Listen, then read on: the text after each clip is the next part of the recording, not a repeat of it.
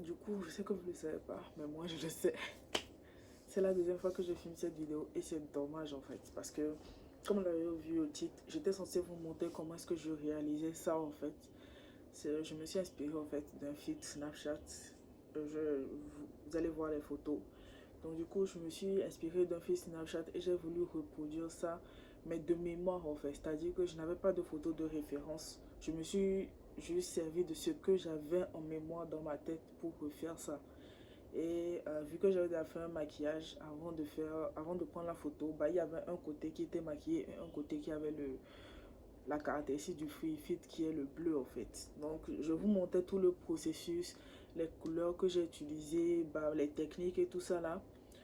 Mais je me suis rendu compte à la fin que la caméra a arrêté de filmer très tôt en fait. Parce que comment dire, mon espace était plein. Donc au lieu de nettoyer, de tout recommencer, je me dis que bah, tout simplement,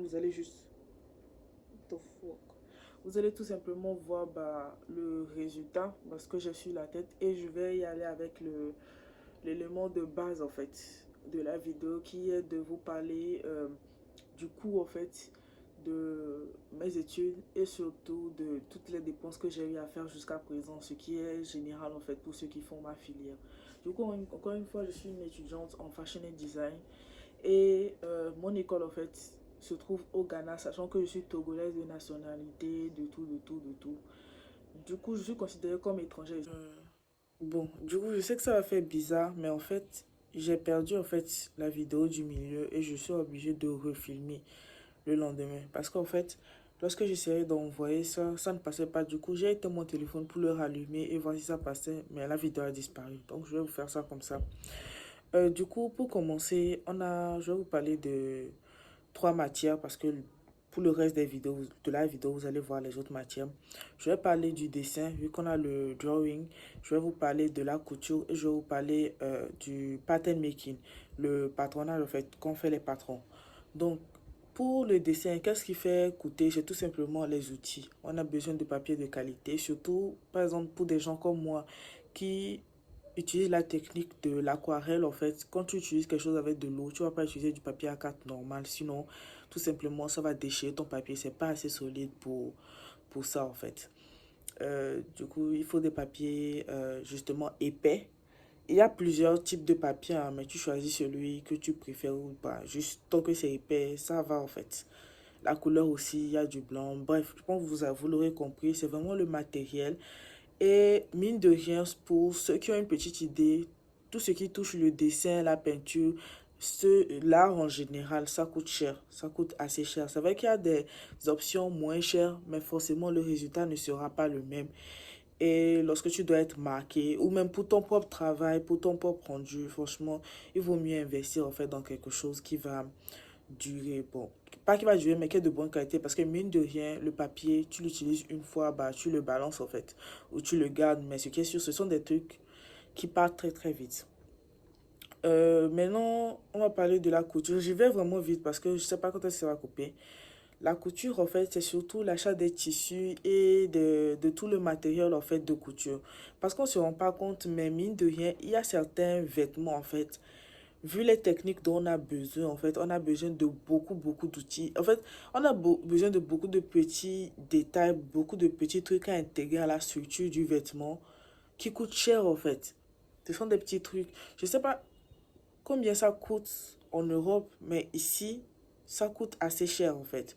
Il y a les copes pour la poitrine, il y a les bones, en fait, vous voyez dans les corsets, ces petits euh, bâtonnets en fait, rigides qui permettent de faire la structure, qui permettent de faire le, le squelette en fait, je vais dire, du corset. Ces trucs-là ont su un coup. Pour les robes en fait très évasées, qui font des trucs de princesse en fait, pour que la robe puisse tenir. Il y a énormément de trucs insérés à l'intérieur, énormément. Ça fait beaucoup, surtout en fait, ce qui fait que ça nous revient cher, c'est tout simplement parce que on est des élèves et la plupart de ces vêtements, on ne va pas les reporter en fait.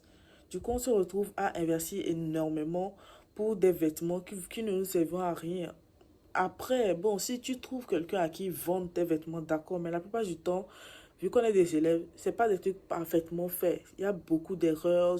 Tu peux pas vraiment marketer ça. Tout ce que tu peux faire, c'est donner à quelqu'un ou trouver une occasion pour porter, en fait. Donc, je pense que vous l'aurez compris. Ce sont des trucs qu'il faut racheter tout le temps. Il y a des tissus qui coûtent extrêmement cher. Vous n'avez pas aidé. Pour ceux qui font leurs habits sur mesure, bah, chez les couturiers, vous savez qu'il y a il y a même certaines dentelles.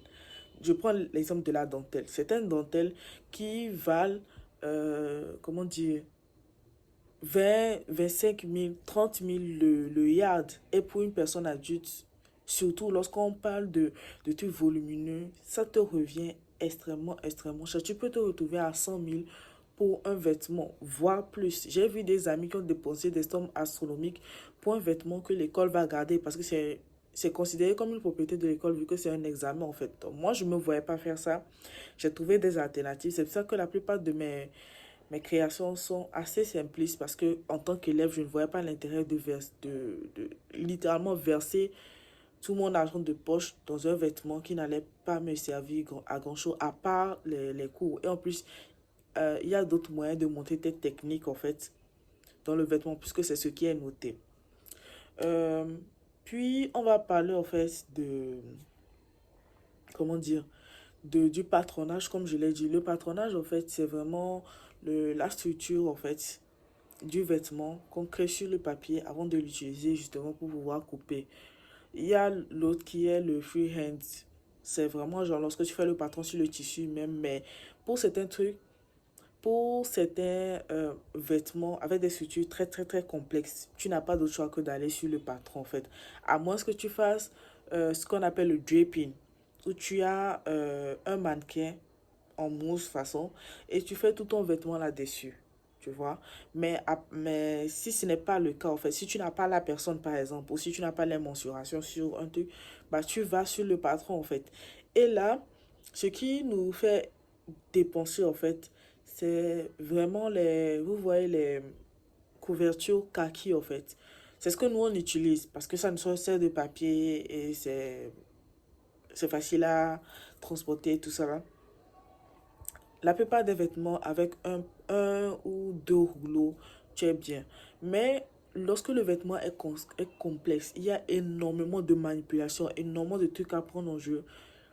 Ce que je vais dire, ça a l'air extrême, mais tu peux te retrouver facilement avec 10 papiers, 10 rouleaux en fait de couverture kaki en fait à utiliser tout simplement parce que il y a énormément de manipulations, il faut retracer, remanipuler, toucher ça et très souvent les vêtements bah, quand tu les fais et que tu vas en fait sur le tu vas faire l'essayage et que ça ne marche pas, bah faut revenir sur le patron, retoucher, voir quelles sont les manipulations à faire. Ça, et il faut savoir que un papier, je vais arrondir, ça fait one Ghana Cedi, ce qui fait 100 francs.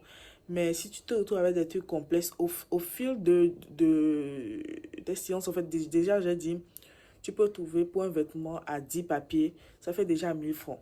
Et sachant qu'on a cours bah, chaque semaine, tu te retrouves avec énormément d'argent investi dans des papiers qui sont jetés. C'est vrai qu'il y a la possibilité d'avoir, par exemple, ce qu'on appelle les bodice blocks, c'est-à-dire les patrons de base. Par exemple, il y a le patron de base pour les jupes, patron de base pour le haut. Et c'est grâce à ces patrons de base, en fait, c'est par rapport à par ça, en fait, qu'on arrive à faire toutes les manipulations possibles pour avoir tous les types de vêtements qu'on veut, en fait. Tu vois, il y a toujours le patron de base et tu le manipules pour avoir bah, tout ce que tu veux. Tu peux garder ça parce que mine de rien, la plupart du temps, on le fait sur une mesure. Ce sont des trucs qu'on garde parce qu'après, tu peux juste les tracer et faire ta manipulation. Mais c'est combien de patrons, surtout, ce qu'on a les autres très extravagants. La plupart du temps, on se retrouve à jeter ça parce que tu n'utilises plus ou même si tu vas utiliser, peut-être c'est sur une autre personne, bah, il faut refaire. Ça te sert pas en fait, donc tu jettes. Et ça fait énormément de dépenses pour des trucs consommables en fait, rapidement consommables. Ça ne dure pas sur le long terme. Maintenant, la dépense qui dure sur le long terme, ce sont les outils pour tracer en fait tout ce qui est règles, équerres, rapporteurs, tout ça là. Parce que oui, on utilise ça pour la création des patrons. Il y a beaucoup de lignes droites, beaucoup de courbes, énormément de courbes. Le corps humain est très courbé, énormément de courbes et tout ça là. Donc, il faut avoir ces règles là. Par contre, ça coûte cher les bons outils coûtent cher. Mais moi, ça ne me dérange pas parce que c'est un truc sur le long terme. À moins qu'on change d'outils qui est une nouvelle tendance par rapport aux outils. Ce sont des trucs, tant que tu en prends soin, tu peux utiliser ça toute ta vie. Donc ça ne me dérange pas de mettre 50 000 facilement, 100 000 pour un set complet de matériel, en fait, de ces règles-là, de ces outils-là. Parce que je sais que sur le long terme, ça va durer. Et moi, c'est le plus important pour moi. Est-ce que ce que j'achète ou est-ce que ce dans quoi j'investis en tant qu'élève actuellement, sachant que je ne vais pas retrouver cet argent, c'est-à-dire je ne vais pas le commercialiser et avoir un retour en fait sur ma dépense. Est-ce que ça va me servir sur le long terme? Est-ce que c'est nécessaire de dépenser autant pour quelque chose en fait qui au final ne me servira pas? Donc, c'est ce que j'ai à dire par rapport à ces trois matières-là en fait. Bon, je vous laisse pour la suite de la vidéo parce qu'il y a d'autres vidéos qui viennent. Voilà. En fait, aujourd'hui, mon téléphone veut juste me faire chier, mais je vais finir cette vidéo, ça c'est clair. Ce que je disais, c'est que ce qui faisait que c'était cher, c'est que forcément, quand tu vas aller dans une boutique pour acheter des tissus, tu ne peux pas juste demander des échantillons en fait. Comment est-ce qu'ils vont te faire le prix? Et on parle de minimum 20, donc tu dois avoir la part dont on a fait 20. Et le truc, c'est que genre, chacun d'entre nous devait avoir différents tissus. Sinon, tu imagines, on fait un book et tout le monde a exactement les mêmes tissus, les mêmes caractéristiques. On va se retrouver avec toute une classe qui a exactement la même note en fait. Euh, En gros, si on avait genre un book et qu'on pouvait faire justement les mêmes tissus, on aurait toute une classe en fait. En fait, on peut juste acheter un yard ou un mètre de chaque tissu, ce qui va nous faire 20 tissus de 1 mètre ou de 1 yard. Ici, c'est le yard. Et juste le découper, en fait, toute la classe se sert en fait. Ça réduit les dépenses. On va juste tous cotiser, ça va juste réduire les dépenses. Vous voyez que là, en fait, c'est beaucoup plus facile et c'est moins cher. Mais vu qu'il faut une diversité de tissus pour qu'on n'ait pas le même book, genre le même livre de tissus en fait, c'est un peu individuel. On a essayé de se débrouiller, trouver des trucs, mais au final on a fini par faire n'importe quoi parce que les gens n'avaient pas ce budget là en plus du budget dessin, du budget couture, du budget patron, tout ça là, d'aller encore acheter 20 tissus en fait pour venir faire son book. Donc on a fini par faire la merde. On a mis différentes sortes de... Les gens, le même tissu, mais en différentes couleurs, mais en donnant des caractéristiques différentes. C'était pas trop ça. On a vraiment fait ce qu'on pouvait. Moi, j'ai dû... Bon, j'étais même pas la seule. Là, on a dû venir dans notre garde-robe, couper des tissus, voir sur les étiquettes, en fait. C'est ce que moi j'ai fait. J'ai regardé sur l'étiquette, en fait, du vêtement et j'ai mis les caractéristiques. J'ai cherché un peu sur Internet. Bref, on s'est débrouillé, mais ce qui a fait que ça nous est revenu assez cher en fait. Mais bon, après, c'est genre un jeu de... C'était en une fois, c'était juste pour un examen, c'était pas sur tout le cours en fait, donc c'était pas mal non plus.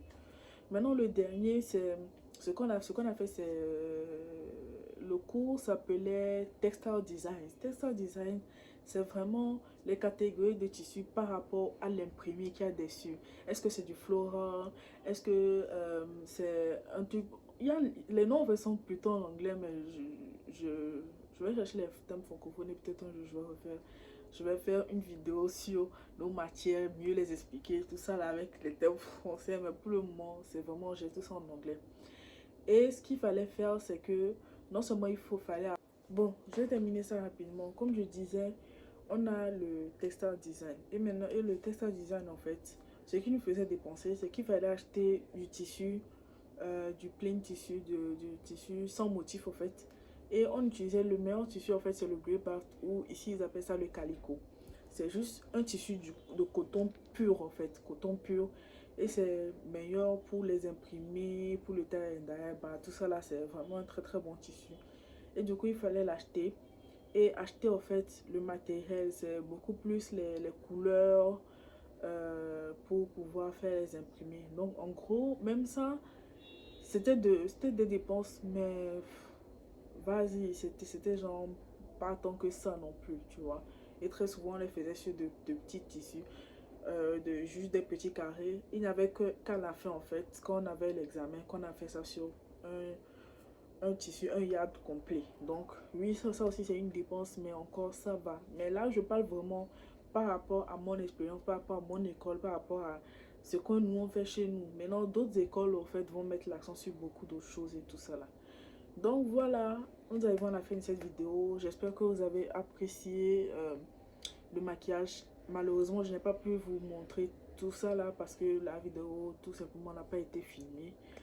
Et peut-être un autre jour, pas peut-être un autre jour, j'aurai le temps de m'asseoir et de vous refaire une autre vidéo de ce genre en fait, avec beaucoup plus d'espace sur mon téléphone. Merci de m'avoir suivi. J'espère que ça vous a intéressé, que ça vous a appris quelque chose de nouveau. Et à la prochaine pour une autre vidéo. Tchuss! Ouh. Bon, je viens tout juste de me rappeler que j'ai oublié de vous parler de la scolarité. Comme je le disais, je suis étrangère au Ghana, du coup ma scolarité est différente. Les Ghanéens paient entre 4300 et 4800 Ghana Cedis et les étrangers paient 1500 Ghana Cedis, non, 1500 dollars, pardon, par semestre. Donc nous on paie par semestre, donc les 4300, 4800 pour les étudiants ghanéens, c'est par semestre en fait. Sachant qu'on a 2 semestres dans l'année, on se retrouve, en tout cas nous les étudiants étrangers, à payer 3000 dollars par an. Du coup, mes 2 années, ça m'a fait un truc de 6000 dollars. Et faites le calcul, si vous faites 4 ans pardon, ici pour avoir le degree, bah, ça vous fait un truc de 12 000 dollars. Non, qu'est-ce que je raconte? What the fuck? Ouais, 3000. Ouais, c'est ça, ça vous fait un truc de 12 000 dollars. Voilà. Je leur ai demandé pourquoi est-ce que c'était aussi cher parce que j'ai déjà été étudiante étrangère dans d'autres universités et franchement je n'ai jamais vu une différence de prix aussi énorme. Et ils m'ont fait comprendre en fait que toutes les universités ou toutes les institutions en fait euh, d'enseignement répondent en fait à une institution gouvernementale et c'est cette institution là qui comment dire, fixe un certain quota pour chaque étudiant. Et en fait, pour les étudiants étrangers, apparemment, le quota est très, très, très élevé. En tout cas, il monte à des plafonds vraiment pas possibles. Et du coup, c'est ce qui fait que ça impacte en fait la scolarité parce que c'est grâce à la scolarité qui paie en fait ce quota. Bon, ils n'ont pas voulu rentrer dans les détails pour me dire exactement combien est-ce qu'ils paient par étudiant étranger et pourquoi ce quota exactement. Genre, pourquoi est-ce que cette institution place ce quota-là. Bon, parce que si tu me dis c'est juste parce que je viens d'un autre pays, bon, je comprends pas trop en fait. Mais bon, bref, c'est l'information que j'ai eue et c'est tout ce que je peux vous dire. Voilà.